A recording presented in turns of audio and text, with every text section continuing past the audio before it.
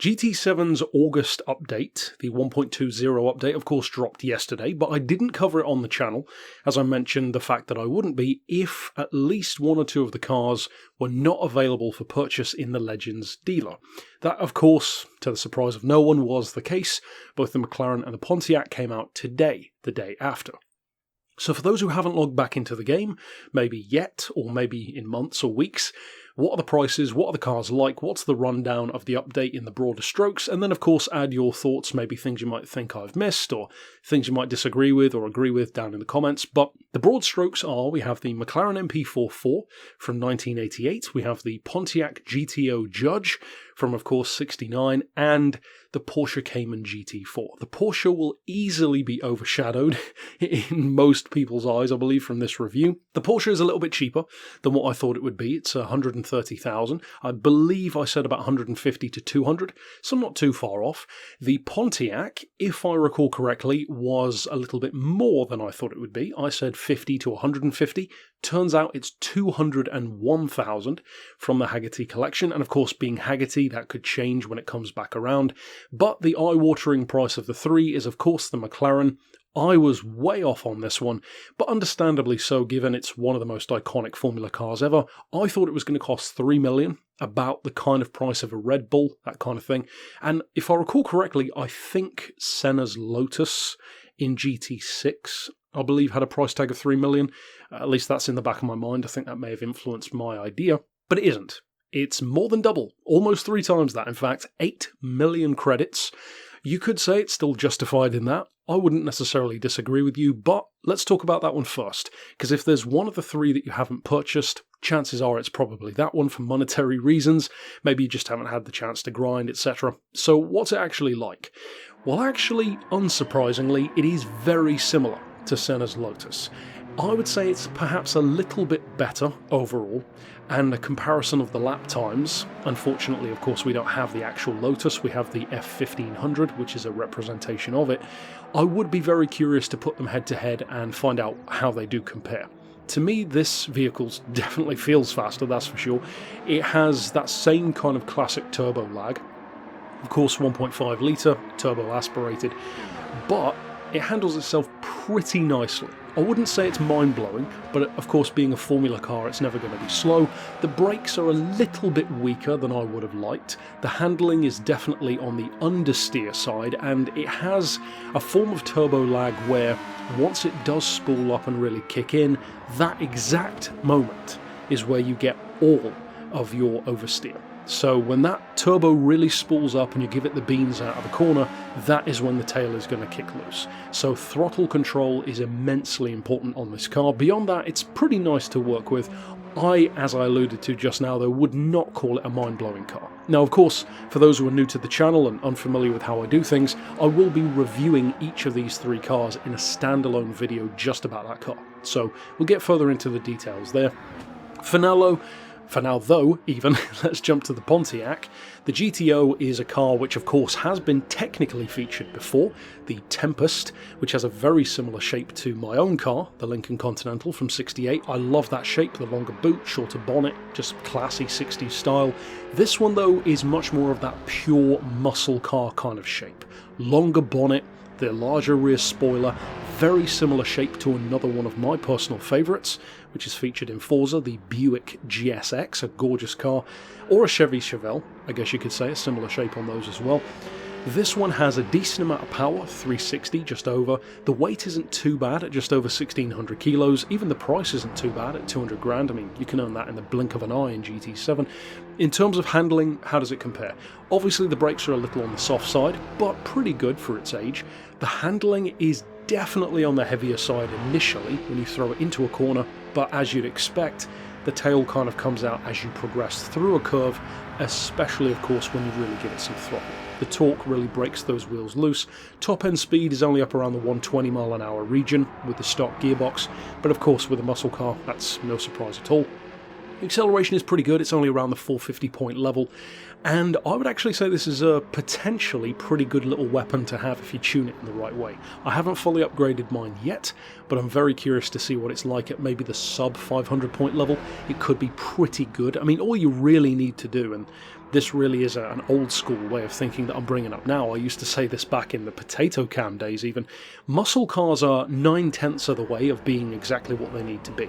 All you need to do to make a muscle car good really is lengthen the gears, upgrade the brakes, and lower the suspension. Even if you just do that, you'll have a wildly different car to what you started with, and anything on top of that is just gravy. Now, overall, I would say that this is not an essential purchase for everyone, but at 200 grand, why not give it a try? I think most people probably will.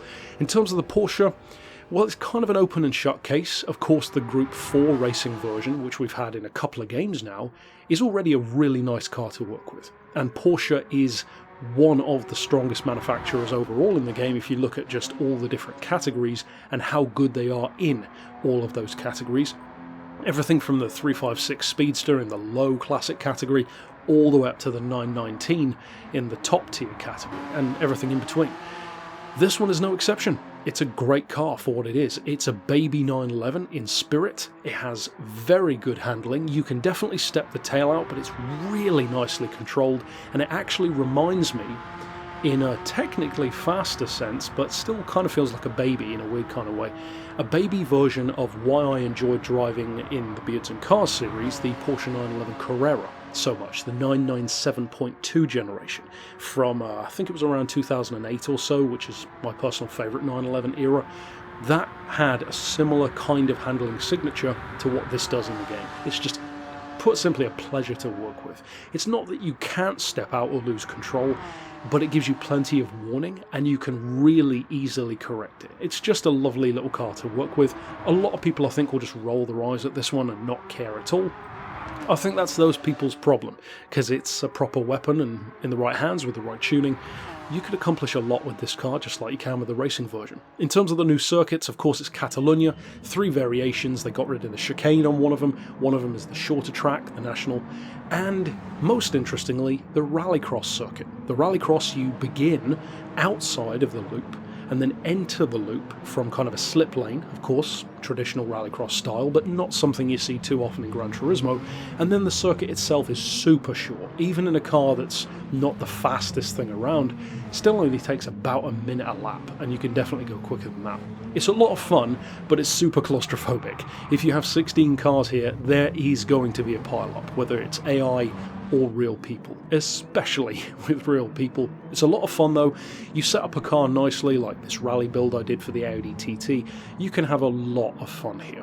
I do wish we had more stuff like this in Gran Turismo these days, you know, something that's just totally different. It's not even a rally circuit, it's, well, a rallycross circuit, which of course is not something Gran Turismo's had that often, and I love to see it. That one is definitely the highlight for me. An entirely new location and circuit, either new or returning, would have been nice, but as it stands, getting 3 different variations that, unlike the Spa variation, actually are different, well, that I think is pretty good. I know a lot of people love Catalunya. It's not a personal favourite of mine, but it's still nice to have more options in the game. I would say the national circuit, if anything, is a little bit more interesting to me than even the no chicane version. But ultimately, in terms of the other stuff in the pack, we do have some new collections, some new events for those collections potentially that you might want to get into if you want to give it a try. Some new events for Catalunya, for example, and you can earn some extra cash. None of them are particularly crazy. You know, there's no new cash cow stuff here really, but it has also affected the game in other ways, as an update always does.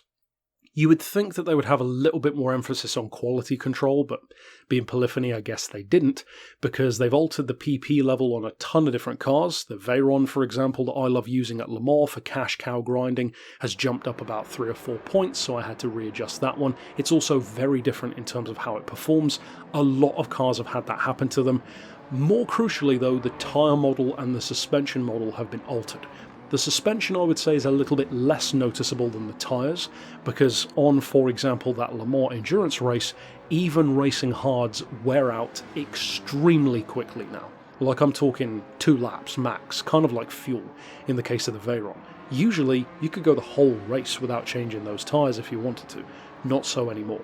Is that more realistic? Well, technically yeah, because it is sped up anyway, so the tyres should wear out quicker, but it still just reeks of this unprepared nature that Polyphony has, wherein everything they do is reactionary rather than as a precaution. They do things after people complain about it or after things don't make sense, rather than future-proofing their stuff, which is a bit of a shame, and it seems like they're not really learning anything from that because they just keep doing it over and over again.